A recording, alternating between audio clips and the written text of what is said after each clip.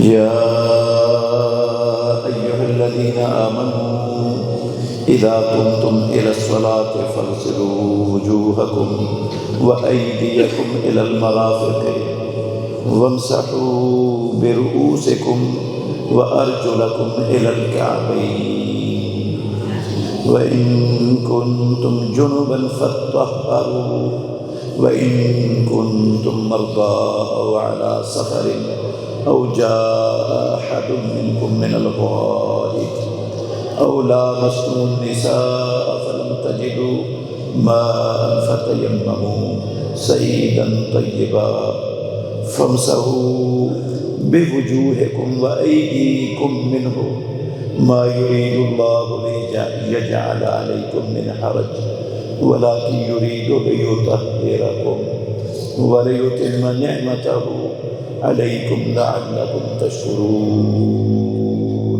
اے ایمان والو، جب تم نماز کے لیے اٹھو تو اپنے چہروں کو دھو لو اور اپنے ہاتھوں کو کوہنیوں تک دھو لو اور اپنے سروں کا مسح کر لو اور اپنے قدموں کو ٹخنوں تک دھو لو، اور اگر تم جنابت کی حالت میں ہو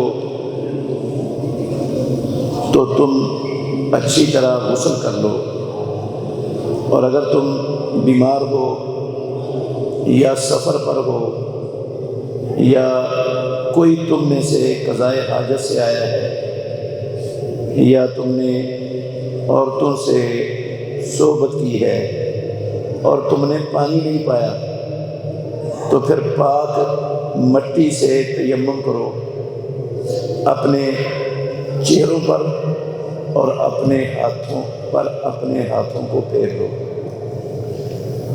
نہیں چاہتا اللہ تعالیٰ کہ تم پر کوئی تنگی اور سختی ڈالے، اور لیکن وہ چاہتا ہے کہ تمہیں پاک کرے اور اپنی نعمت کو تم پر پورا کرے تاکہ تم شکر ادا کرو۔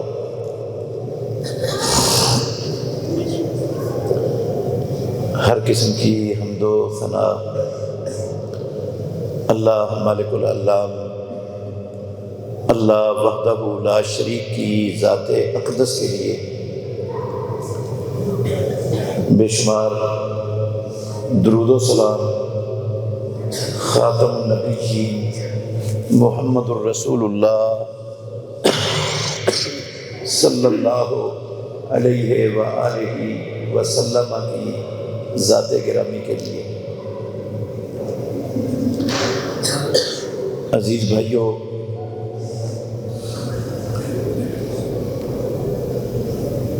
اس فتنوں کے دور میں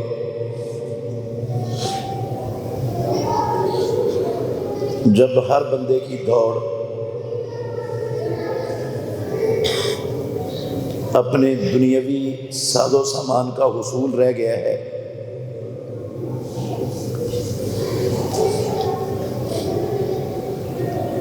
وہ اپنا پورا وقت،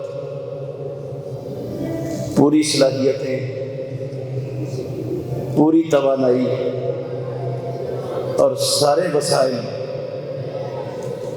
اسی پر صرف کر رہے ہیں کہ وہ دنیا میں آسائشیں، آسانیاں، سہولتیں کیسے بہتر سے بہتر حاصل کر سکتے ہیں۔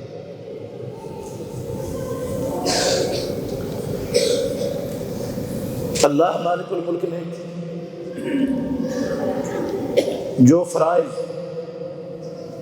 اپنے بندوں پر عائد کیے ہیں، ان فرائض میں حد سے زیادہ کوتاہی، حد سے زیادہ لاپرواہی وہ مسلمان اس کا شکار ہوئے ہیں۔ آپ غور کر لیں، کلمہ پڑھنے کے بعد اللہ رب العالمین کا سب سے بڑا حکم اپنے بندوں پر دن رات میں 5 وقت کی باجماعت نماز ہے۔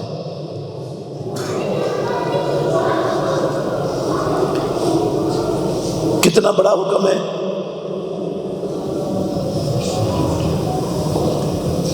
آپ صرف اس چیز سے اندازہ لگا لیں کہ خاتم النبیین محمد الرسول اللہ صلی اللہ علیہ وسلم جب معراج سے واپس آئے، 5 نمازیں اللہ رب العالمین نے آپ کو آپ کی امت کے لیے عطا کی۔ مکے واپس پہنچنے سے لے کر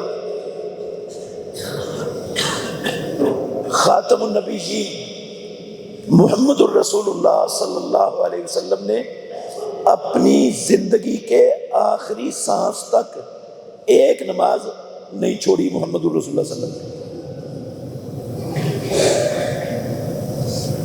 آپ خاتم النبیین ہیں، رحمت للعالمین ہیں۔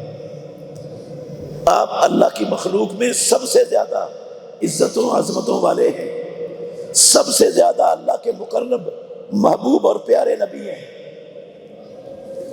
سب سے اونچا مقام اللہ نے دنیا میں بھی، محشر میں بھی، جنت میں بھی محمد الرسول اللہ صلی اللہ علیہ وسلم کو عطا کی ہے۔ نہ کوئی دنیا میں آپ کا مقابلہ کر سکتا ہے مخلوقات میں سے، نہ کوئی میدان محشر میں آپ کے مقابلے میں کھڑا ہو سکتا ہے، اور لوگوں میں سے، انسانوں میں سے، اللہ کی مخلوقات میں سے، اور نہ ہی جنت میں کوئی محمد الرسول اللہ صلی اللہ علیہ وسلم کے درجے تک اللہ کی مخلوقات میں کوئی پہنچ سکتا ہے۔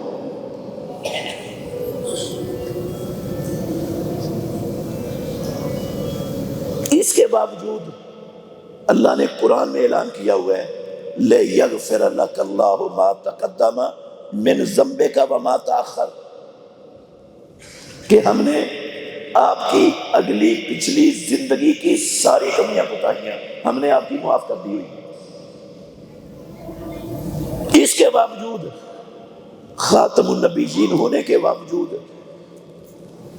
محمد الرسول اللہ صلی اللہ علیہ وسلم نے نماز فرض ہونے کے بعد سے لے کر آخری دم تک ایک نماز نہیں چھوڑی۔ کیوں نہیں چھوڑی؟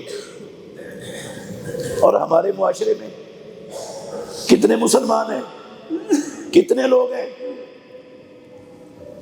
جنہوں نے زندگی میں نمازیں چھوڑنا اپنا سب سے بڑا مشن اور مشغلہ بنایا ہوا ہے، پڑھتے ہی نہیں نمازیں۔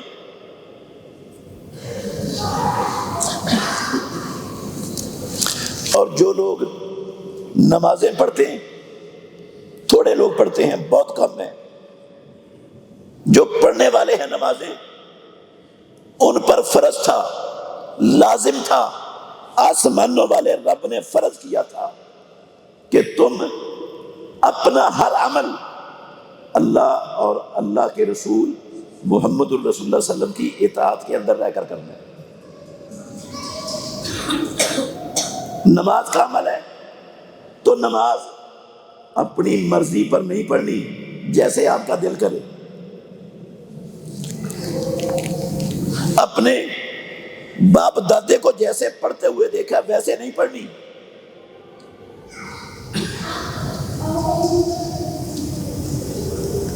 اپنے مولوی صاحب، پیر صاحب، امام صاحب، ان کی مرضی کے مطابق نہیں پڑھنی۔ نماز پڑھنی ہے، کوئی بھی عمل کرنا ہے تو اللہ نے کہا یا ایھا الذین آمنوا، اے ایمان والو، اطیعوا اللہ واطیعوا الرسول ولا تبطلوا اعمالکم، تمہارا ہر عمل، ہر عبادت، ہر فریضہ جو تم نے ادا کرنا ہے اپنے رب کے کہنے پر، اس میں اللہ کی اور اللہ کے رسول کی اطاعت کو مد نظر رکھنا ہے۔ ہر عمل اللہ اور اللہ کے رسول کی اطاعت کے اندر رہ کر کرنا ہے، اور اگر اطاعت سے ہٹ گئے، اللہ کے حکم کی پرواہ نہیں کی، اس کو جانا بھی نہیں، سیکھا بھی نہیں، ساری زندگی کوشش بھی نہیں کی، بس جو دیکھا اپنے خاندان والوں کو، اپنے معاشرے والوں کو، اپنے بڑوں کو، ویسے ہی ساری زندگی چلتے رہے، پڑھا ہی نہیں کچھ، جانا ہی نہیں۔ اللہ اکبر۔ میرے محترم بھائیوں، اللہ نے صاف صاف کہہ دیا، یہ میری بات نہیں ہے نہ کسی مولوی صاحب کی، اگر تم نکلو گے نا اللہ کی اطاعت سے، رسول اللہ صلی اللہ علیہ وسلم کی اطاعت سے، تو جو بھی عمل کرو گے وہ تمہارا عمل باطل ہو جائے گا۔ وہ نماز کا عمل ہے، وہ حج کا عمل ہے، وہ جہاد کا عمل ہے، وہ تبلیغ کا عمل ہے، وہ زکوٰۃ کا عمل ہے، کوئی بھی عمل ہے، اگر اللہ کی اور اللہ کے رسول کی اطاعت نہیں ہے اس میں، تو وہ عمل باطل ہے، رائے گاہ ہے۔ اس عمل سے بندے کو اللہ رب العالمین کے ہاں کوئی اجر اس کی توقع نہیں رکھنی چاہیے۔ جو باطل ہو جائے گا وہ اللہ رب العالمین کے ہاں کیسے قبول ہوگا اور کیسے اجر دے گا پروردگار اس پر؟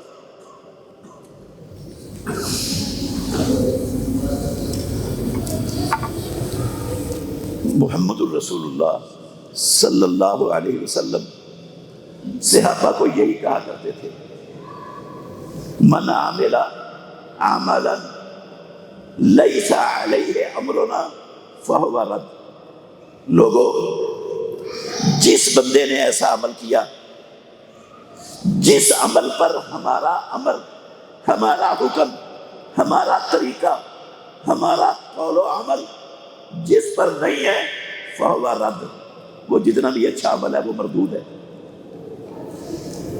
رب العالمین کو وہ عمل نہیں چاہیے۔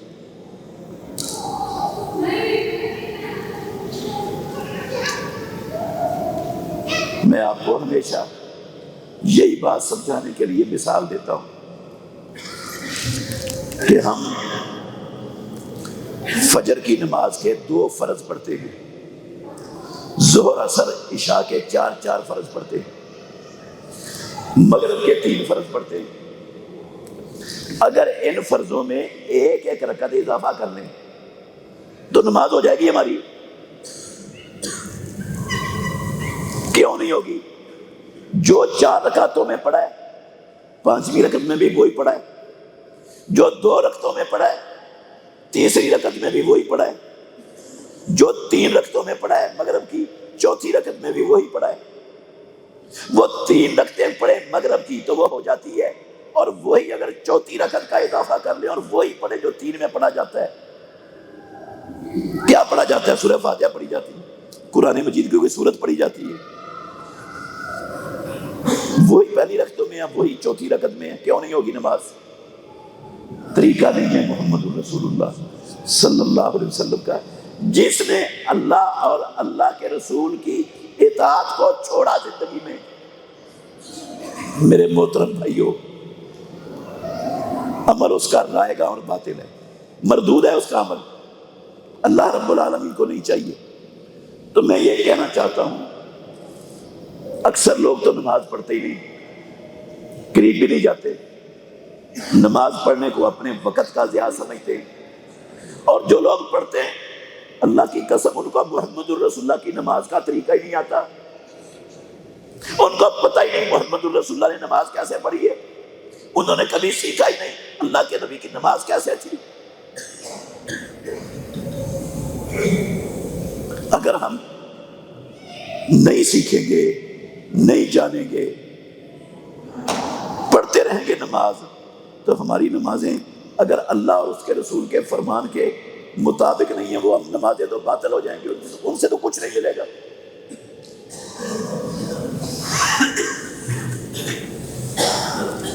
نماز سے پہلے وضو ہے، بے شمار لوگ ہیں عمریں بیت گئی، کوئی زندگی کے 60 سال گزار چکا ہے، کوئی 70 سال گزار چکا ہے، کوئی 75 سال گزار چکا ہے۔ آپ دیکھ لیں، دنیا کی ایک چیز کا پتہ ہے کہ ہم نے اپنی دنیا کی زندگی کو بہتر کیسے کرنا ہے، اس کو اچھا کیسے کرنا ہے، کیا کیا کرنے سے ہم آسائشیں، سہولتیں حاصل کر سکیں گے، کس سے ہم اپنے کام کو اچھا بنا سکیں گے؟ ہر شے کا پتہ ہے، نہیں پتہ تو نماز کے لیے وضو کیسے کرنا ہے، محمد الرسول اللہ صلی اللہ علیہ وسلم کے وضو کا طریقہ مسلمانوں کو نہیں آتا، بے شمار لوگوں کو نہیں آتا۔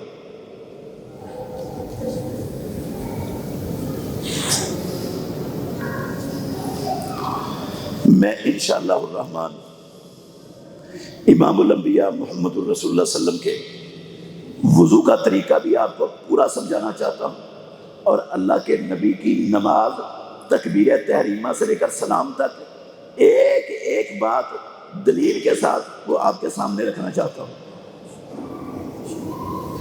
تاکہ ہم اپنے اس اسلام کے سب سے بڑے عمل کو اللہ کے رسول کی اطاعت کے مطابق کر لیں۔ ہماری نماز امام الانبیاء جیسی نماز بن جائے، ہماری نماز ضائع اور برباد نہ ہو۔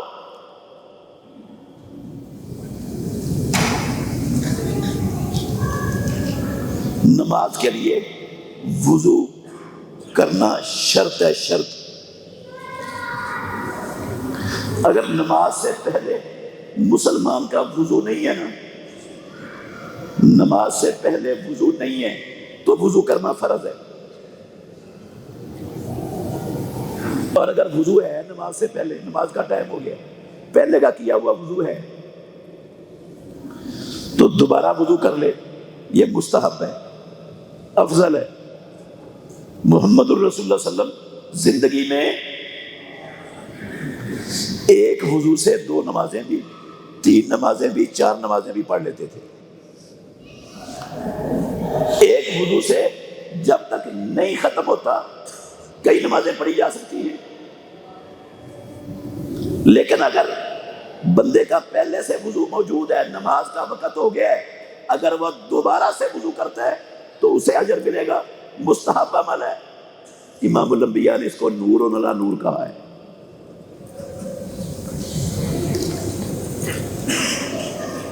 حضرت ابو ہریرہ رضی اللہ عنہ کی حدیث ہے، صحیح بخاری میں اور صحیح مسلم شریف میں، کہتے ہیں رسول اللہ صلی اللہ علیہ وسلم نے فرمایا،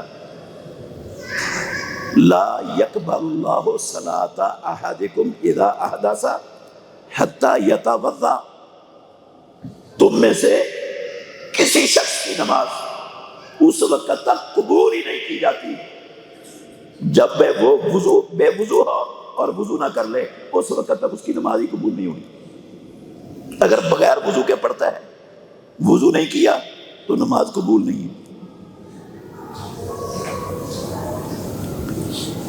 حضرت عبداللہ بن عباس رضی اللہ عنہما کی حدیث ہے، ترمذی میں اور سنن ابو داود میں، وہ کہتے ہیں کہ رسول مکرم صلی اللہ علیہ وسلم نے فرمایا، انما امرت بالوضوء اذا قمت الى الصلاۃ، مجھے محمد الرسول اللہ صلی اللہ علیہ وسلم کو حکم دیا گیا ہے وضو کرنے کا، اس وقت وضو کرنے کا حکم دیا گیا ہے جب میں نماز کے لیے اٹھوں، نماز کے لیے کھڑا ہوں تو میں وضو کی حالت میں ہوں، مجھے اس بات کا حکم دیا گیا ہے۔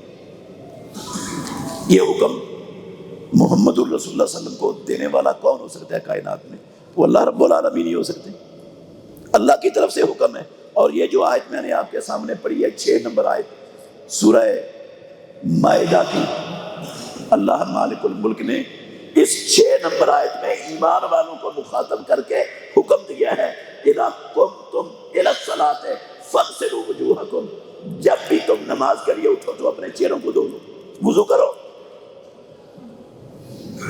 اور امام الانبیاء یہی اسی کی ترجمانی کرتے ہوئے کہتے ہیں، انما، مجھے صرف اور صرف وضو کا حکم دیا گیا ہے، اذا قمت الی الصلاۃ، جب میں نماز کے لیے اٹھوں، نماز کے لیے کھڑا ہوں۔ اس کا مطلب ہے نماز کے علاوہ اسلام میں، اللہ کے دین میں، محمد الرسول اللہ صلی اللہ علیہ وسلم کی شریعت میں نماز کے علاوہ کوئی عبادت ایسی ہے ہی نہیں جس کے لیے وضو کا اللہ نے اپنے نبی کو حکم دیا ہو، جس کے لیے وضو شرط ہو، فرض واجب اور ضروری ہو، کوئی عبادت نہیں ہے اسلام میں۔ بیت اللہ کا طواف ہے لیکن وہ بھی نماز ہے، اس کو بھی نماز کہا ہے۔ محمد الرسول اللہ صلی اللہ علیہ وسلم نے، آپ نے فرمایا الطواف بالبیت صلاۃ، بیت اللہ کا طواف کرنا نماز ہے۔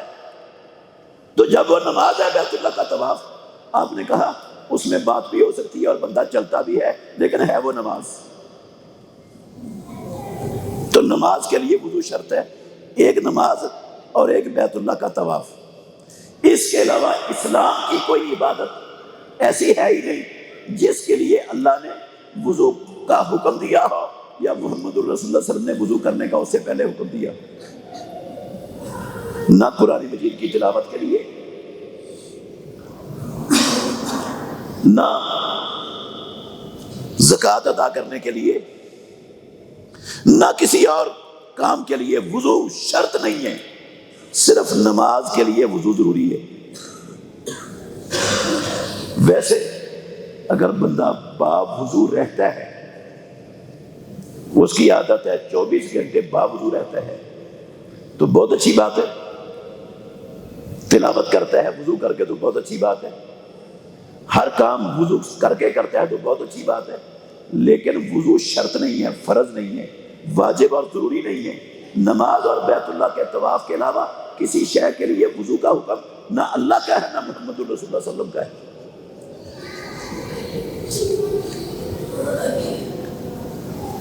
نہ قرآن کی تلاوت کے لیے، نہ قرآن کو چھونے کے لیے، پڑھنے کے لیے بھی وضو شرط نہیں، اور قرآن کو ہاتھ میں پکڑنے کے لیے بھی وضو شرط اور ضروری نہیں ہے۔ یہ جو عام طور پر لکھا ہوتا ہے ہر قرآن کے نسخے کے پہلے صفحے پر ٹائٹل پر، لا یمسہ الا المطہرون، اس کو کئی کم علم لوگ وہ قرآن مجید کو بغیر وضو کے ہاتھ لگانے کا اس سے مسئلہ نکالتے ہیں۔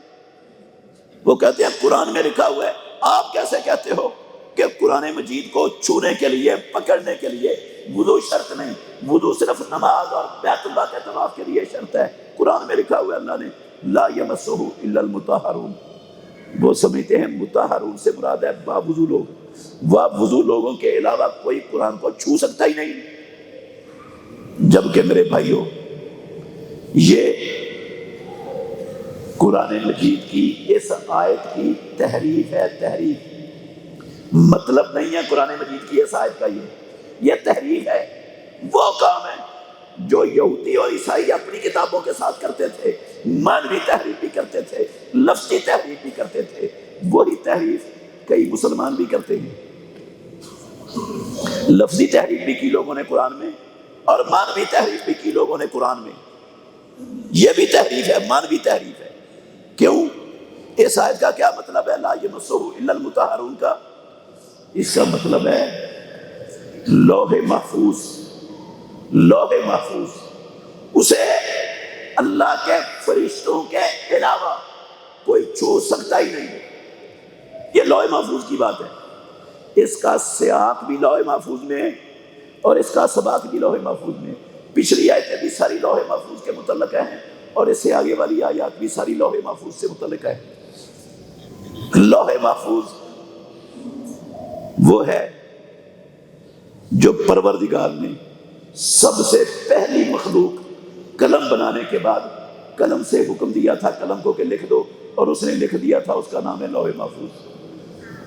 لا یمسہ، یہ فرشتے ہیں کہ فرشتے اس لوح محفوظ کو چھو سکتے ہیں، ان کے علاوہ کسی کی استطاعت نہیں ہے لوح محفوظ کو ہاتھ لگانا۔ آیت کیا تھی اور لوگوں نے اس کو اٹھا کر کس پر لگا دیا؟ منع کر دیا لوگوں کو، نہیں، بغیر وضو کے قرآن کو نہیں پکڑنا، چھونا نہیں ہے، ہاتھ نہیں لگانا، پڑھنا نہیں ہے۔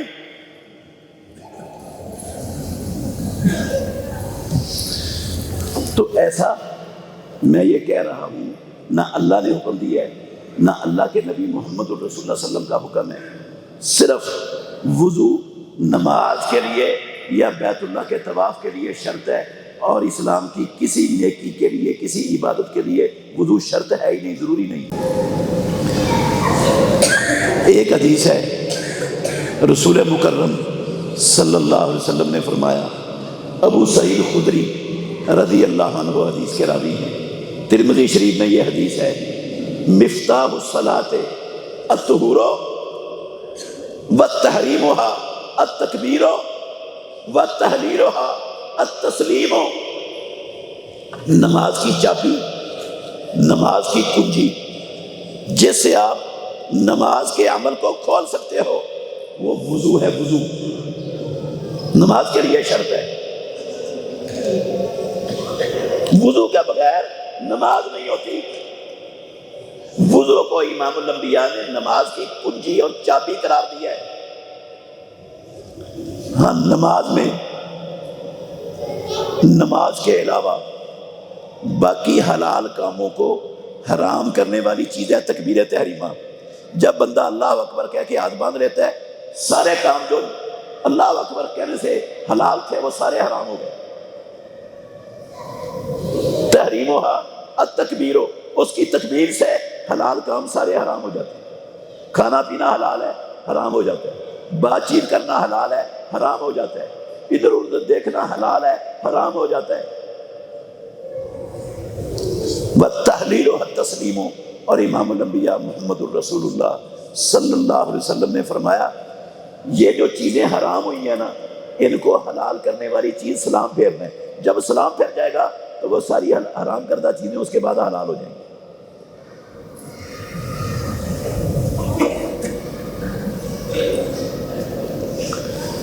تو اس میں یہ لفظ ہیں، مفتاح الصلاۃ الطہور، نماز کی چابی وہ ہے وضو۔ وضو کا حکم دیا اللہ رب العالمین نے، وضو کا حکم دیا ہے محمد الرسول اللہ صلی اللہ علیہ وسلم نے۔ اور پیارے پیغمبر نے کہا، وضو کے بغیر بندے کی نماز قبول نہیں ہوتی۔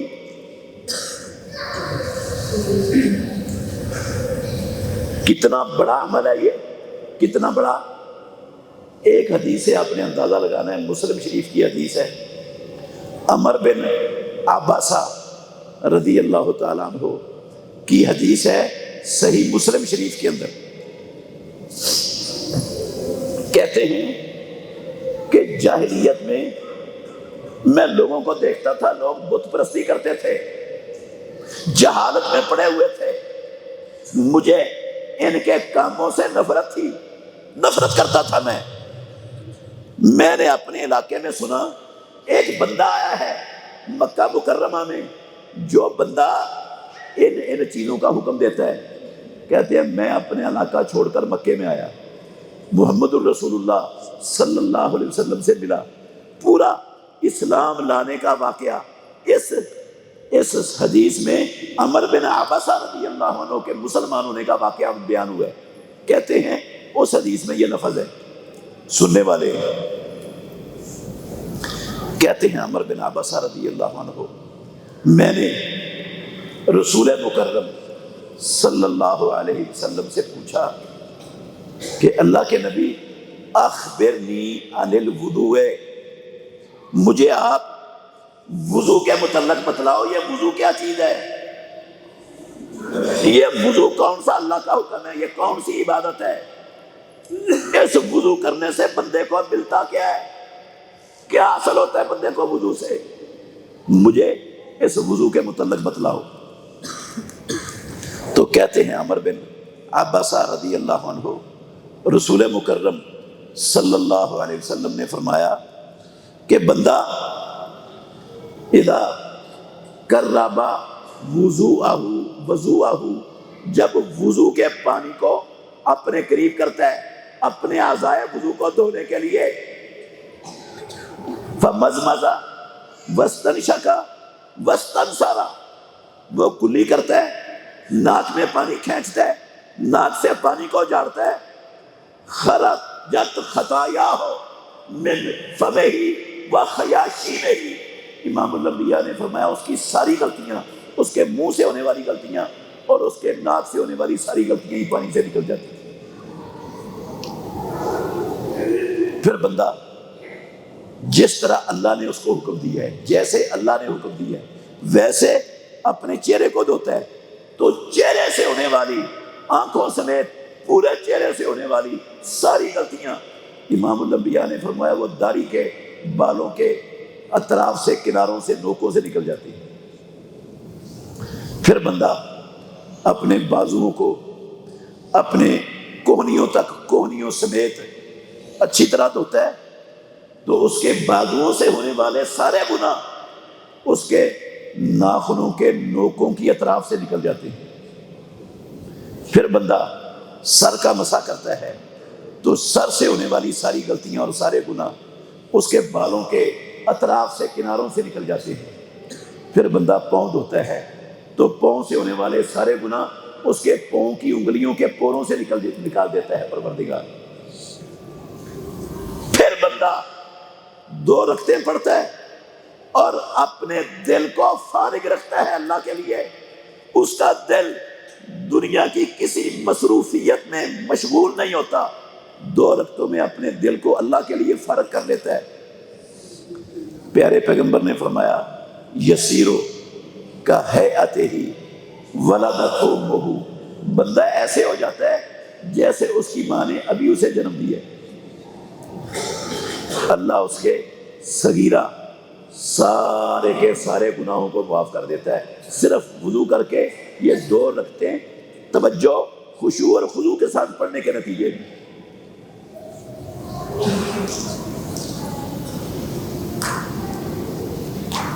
اور یہ بھی حدیث ہے، حضرت عثمان بن عفان مسلمانوں کے 3 خلیفہ راشد، 10 مبشرہ میں سے ایک، امام الانبیاء محمد رسول اللہ صلی اللہ علیہ وسلم کی 2 بیٹیوں کے یکے بعد دیگرے شوہر۔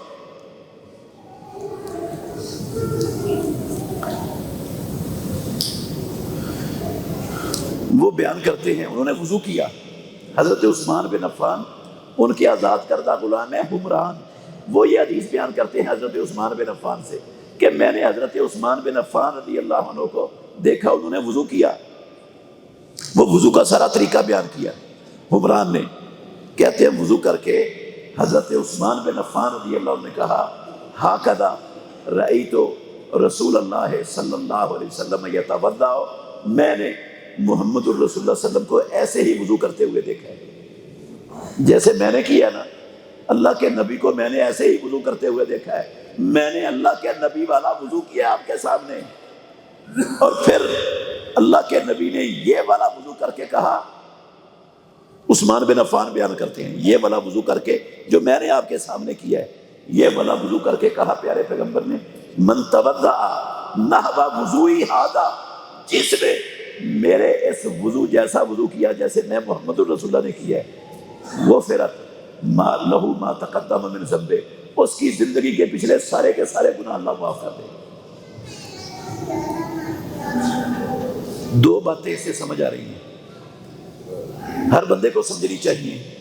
ایک ہے کہ وضو بہت بڑی عبادت ہے، وضو سے اللہ رب العالمین وضو کرنے والے بندے کے صغیرہ سارے زندگی کے پچھلے گناہوں کو معاف کر دیتا ہے، لیکن اس وضو سے دوسری بات یہ ہے، اس وضو سے گناہ معاف ہوتے ہیں جو وضو محمد الرسول اللہ صلی اللہ علیہ وسلم کے وضو جیسا ہوگا،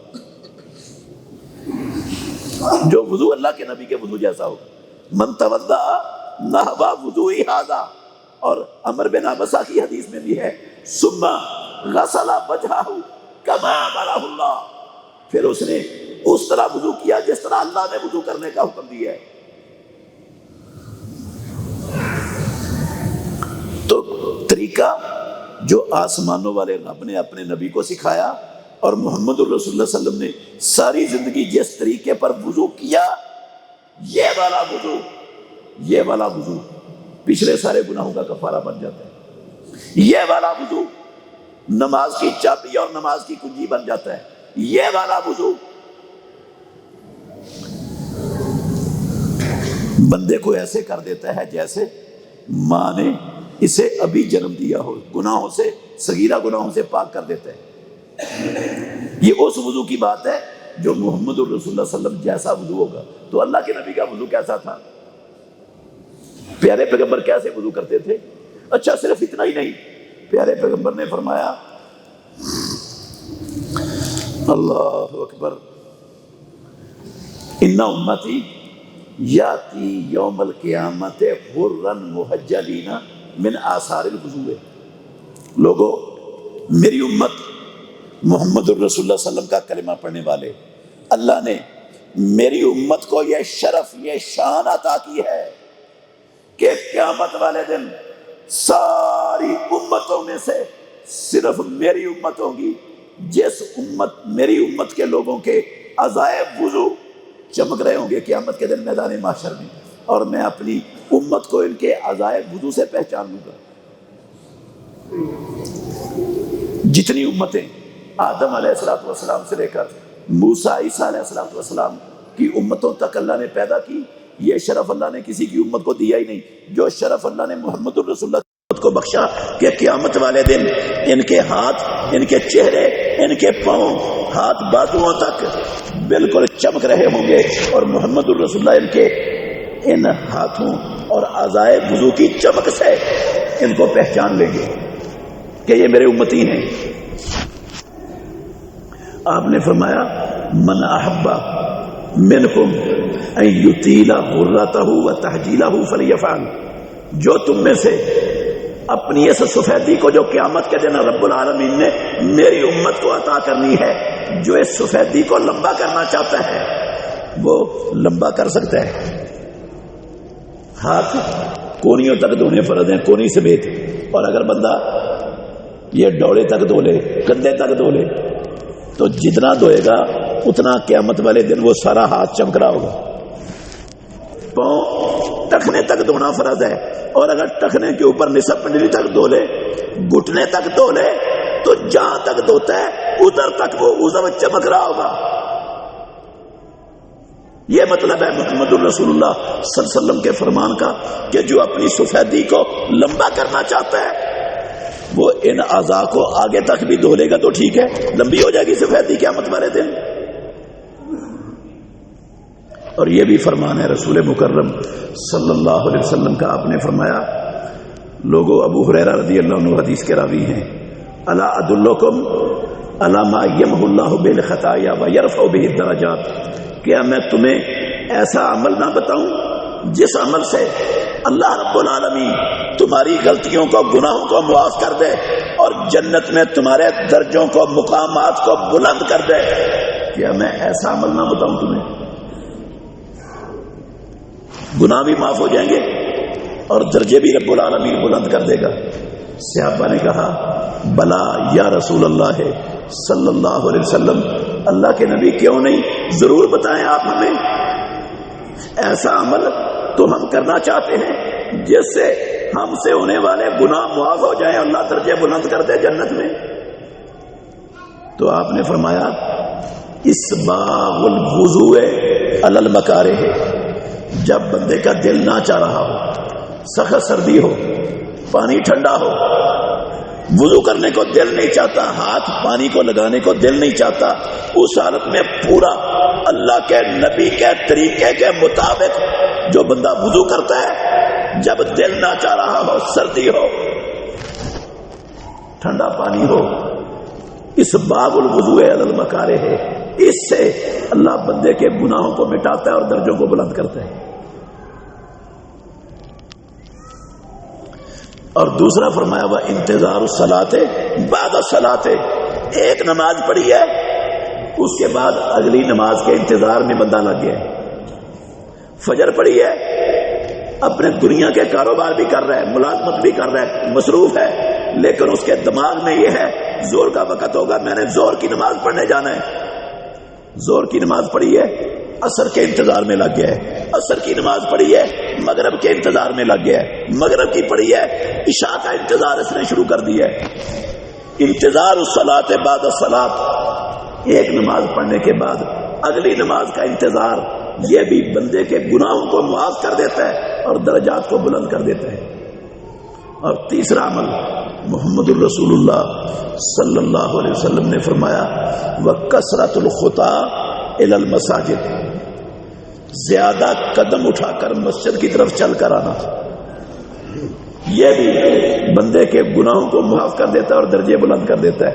ایک حدیث میں ہے رسول مکرم صلی اللہ علیہ وسلم نے فرمایا بندہ ہر قدم جو اپنے گھر سے، اپنے دفتر سے، اپنی مصروفیت کی جگہ سے ہر قدم جو مسجد کی طرف اٹھاتا ہے نا نماز پڑھنے کے لیے، ہر قدم کے بدلے میں اللہ اس کے گناہ بھی معاف کرتا ہے، درجے بھی بلند کرتا ہے۔ تو یہ وضو جس سے یہ گناہ معاف ہوتے ہیں، یہ وہ وضو ہے جو محمد الرسول اللہ صلی اللہ علیہ وسلم نے کیا ہے، جو اللہ کے نبی نے سکھایا ہے، اور فضیلت اسی وضو کی ہوگی جو محمد الرسول اللہ صلی اللہ علیہ وسلم والا وضو کرے گا۔ تو اللہ کے نبی کیسا وضو کرتے تھے میں نے وہ آپ کو سکھانا ہے۔ اس میں سے سب سے پہلی اور سب سے بڑی چیز میرے بھائیوں، سب سے بڑا چیز وہ ہے نیت۔ کیا ہے؟ نیت کے بغیر کوئی عمل بندے کا ہوتا ہی نہیں، کوئی عمل نہیں ہوتا۔ صحیح بخاری کی حدیث ہے، رسول مکرم صلی اللہ علیہ وسلم نے فرمایا، سب سے پہلی حدیث ہے صحیح بخاری میں، انما الاعمال بالنیات، عمل نیتوں کے ساتھ ہوتے ہیں۔ نیت ہوگی تو عمل قبول ہوگا، اگر نیت نہیں ہے تو وہ عمل نہیں ہے۔ نیت کیا ہے؟ نیت کیا ہے؟ دل کے ارادے کا نام ہے نیت۔ نیت کے الفاظ نہیں ہوتے اسلام میں۔ نیت ہر عبادت کے لیے فرض اور شرط ہے۔ وضو کے لیے بھی نیت شرط ہے۔ کیا مطلب ہے؟ وضو کے لیے نیت شرط ہے، اگر نیت نہیں ہے تو وضو نہیں ہوگا۔ کیا مطلب ہے اس کا؟ اس کا مطلب ہے بندے نے اپنے ہاتھ دھوئے، باہر سے آیا ہے، ہاتھ دھوئے، کلی بھی کر لی ہے، ناک بھی جھاڑ لیا پانی چڑھا کر، چہرہ بھی دھو لیا، بازو بھی دھو لیے، پاؤں بھی دھو لیے، سر میں بھی ہاتھ پھیر لیا، جس طرح وضو ہوتا ہے نا سارا کر لیا، لیکن اس کے دل میں یہ نہیں تھا، یہ ارادہ نہیں تھا کہ میں اعضاء اس لیے دھو رہا ہوں کہ میں نماز پڑھنے کے قابل ہو جاؤں، نماز پڑھنے کی صلاحیت اور اہلیت میرے اندر آ جائے۔ یہ نیت نہیں تھی۔ نیت اس کی کیا تھی؟ دل میں کیا تھا؟ گرد و غبار سے گزر کے آیا ہوں، مٹی بڑی پڑی ہوئی تھی، تو چلو میں اپنے یہ اعضاء جو بظاہر ننگے ہوتے ہیں ان کو دھو لیتا ہوں تاکہ مٹی اتر جائے۔ بے شک اس نے سارا وہ وضو والے اعضاء ہوئے ہیں، وضو سے، اس وضو سے یہ نہ وضو ہے اور نہ اس وضو سے نماز ہونی ہے، کیونکہ وضو کے لیے نیت شرط ہے۔ نیت کا مطلب کیا ہے؟ بندے کے دل میں جب اپنے اعضاء دھونا شروع کرتا ہے، دھونے لگا ہے، وضو کرنے لگا ہے، اس کے دل میں یہ بات موجود ہو کہ اس لیے وضو کر رہا ہوں، اس لیے میں اعضاء دھو رہا ہوں، کہ یہ نماز کے لیے شرط ہے، اس کے بغیر نماز قبول نہیں ہوتی، میں نماز پڑھنے کے قابل بن جاؤں اس لیے میں اپنے اعضاء کو دھونا چاہتا ہوں، اس کا نام ہے نیت۔ نیت میرے بھائیوں زبان کے ساتھ پڑھی نہیں جاتی، نہ وضو کی نیت پڑھی جاتی ہے، نہ غسل کی کوئی نیت پڑھی جاتی ہے، نہ نماز کی کوئی نیت زبان سے پڑھی جاتی ہے، اور نہ زکوٰۃ کی نیت زبان سے پڑھی جاتی ہے، نہ روزے کی نیت زبان سے پڑھی جاتی ہے، نہ حج اور عمرے کی نیت زبان سے پڑھی جاتی ہے۔ نیت کا انسان کی زبان سے تعلق ہی کوئی نہیں، سرے سے تعلق ہی نہیں اسلام میں۔ نیت کا تعلق کس کے ساتھ ہے؟ دل کے ساتھ۔ دل کے ارادے کو نیت کہا جاتا ہے۔ جو لوگ نماز سے پہلے، وضو سے پہلے، غسل سے پہلے، کئی لوگ جاہل ہیں، وہ کہتے ہیں بھئی آپ غسل کی نیت سناؤ، غسل کی نیت کیا سناؤ، غسل کی نیت؟ بھئی غسل کی نیت اسلام میں اللہ کے دین میں تو ہے ہی نہیں جو پڑھی جائے، جو سنائی جائے کسی کو۔ نیت دل کے ارادے کا نام ہوتا ہے، اور جب دل کا ارادہ نہ ہو تو پھر وہ عمل قبول نہیں ہوتا۔ ہر نماز کے لیے بھی، وضو کے لیے بھی، حج کے لیے بھی، عمرے کے لیے بھی، زکوٰۃ کے لیے بھی، ہر عبادت کے لیے نیت فرض ہے، شرط ہے. نیت کے بغیر کوئی عمل اللہ رب العالمین کے ہاں پہنچتا ہی نہیں. اور نیت دل کے ارادے کا نام ہے، زبان سے پڑھنے کا نام نہیں. یہ میری اکیلے کی بات نہیں ہے. فقہ حنفی کی بڑی بڑی معتبر کتابوں سے حوالے دے سکتا ہوں. انہوں نے بھی لکھا ہے، ائمہ فقہ حنفیوں کے اماموں نے لکھا ہے کہ زبان سے یہ جو نیت پڑھی جاتی ہے، یہ وضو کی نیت ہے، یہ روزے کی نیت ہے، یہ غسل کی نیت ہے، یہ نماز کی نیت پڑھی جاتی ہے، یہ بدعت ہے، اس کا اسلام سے تعلق نہیں ہے. اور نیت ہونی کیا چاہیے؟ خالص اللہ کی رضا کے لیے، کہ یہ رب کا حکم ہے، میں اپنے رب کا حکم مان کے اللہ کی رضا حاصل کرنا چاہتا ہوں، اور اس لیے یہ میں عمل کر رہا ہوں کہ میرا مالک پروردگار وہ مجھ سے راضی ہو جائے، خوش ہو جائے، اور میں فریضہ ادا کر کے اللہ کے ہاں سرخرو ہو سکوں، اپنی بندگی کا ثبوت دے سکوں. اس ارادے کو نیت کہتے ہیں.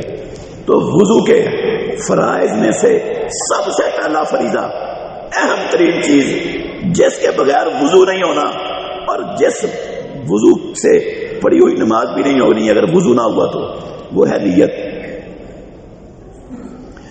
قرآن مجید کی آیت میں صرف 4 چیزیں اللہ نے بیان کی ہیں، باقی جو سارا وضو ہے وہ محمد الرسول اللہ نے اپنی زبان سے اور اپنے عمل سے بیان کی ہے. کیونکہ قرآن مجید کا بیان اللہ نے محمد الرسول اللہ صلی اللہ علیہ وسلم کو اس کے لیے بھیجا دنیا میں. وَأَنزَلْنَا إِلَيْكَ الذِّكْرَ لِتُبَيِّنَ لِلنَّاسِ مَا نُزِّلَ إِلَيْهِمْ. اے محمد صلی اللہ علیہ وسلم، ہم نے آپ کی طرف قرآن اتارا تاکہ آپ لوگوں کو کھول کر بیان کر دیں جو ان کے لیے اللہ نے اتارا، ان کی رب کی طرف سے جو اتارا گیا ہے. تو اللہ کے نبی نے اس آیت کو اپنے عمل سے بھی، اپنی وحی والی زبان سے بھی کھول کر بیان کر دی ہے. اور ان میں سے وضو کے لیے، محمد الرسول اللہ صلی اللہ علیہ وسلم کا وضو کرنے کے لیے سب سے پہلی شرط، پہلا فریضہ جو ہے وہ نیت ہے. میں نے یہ بتا دیا آپ کو کہ نیت زبان سے لفظ پڑھنے کا نام نہیں ہوتا، دل کے ارادے کا نام ہوتا ہے نیت. اور یہ اللہ کی رضا کے لیے ہو، اللہ کی خوشنودی کے لیے ہو، اور دل کے اندر یہ موجود ہو کہ میں اس لیے یہ کام کر رہا ہوں کہ اللہ کا حکم ہے اور اللہ کے نبی کا حکم اور پیارے پیغمبر کا طریقہ ہے. اس کے بعد دوسرا بڑا عمل کون سا ہے، فریضہ کون سا ہے وضو کا، جس کے بغیر وضو نہیں ہوتا؟ پہلا تو نیت ہو گیا. دوسرے سے لے کر آخر تک انشاءاللہ الرحمن آئندہ خطبات میں ایک ایک چیز محمد الرسول اللہ صلی اللہ علیہ وسلم کے وضو کی، کہ پیارے پیغمبر وضو کیسے کرتے تھے، کیسے وضو ہے، کیا کیا فرائض ہیں وضو کے، کس کے بغیر وضو نہیں ہوتا، وہ ساری چیزیں دلائل کے ساتھ انشاءاللہ آپ کے سامنے رکھوں گا. اللہ ہمیں سمجھنے کی اور عمل کرنے کی توفیق عطا فرمائے. آخر دعوانا ان الحمدللہ رب العالمین.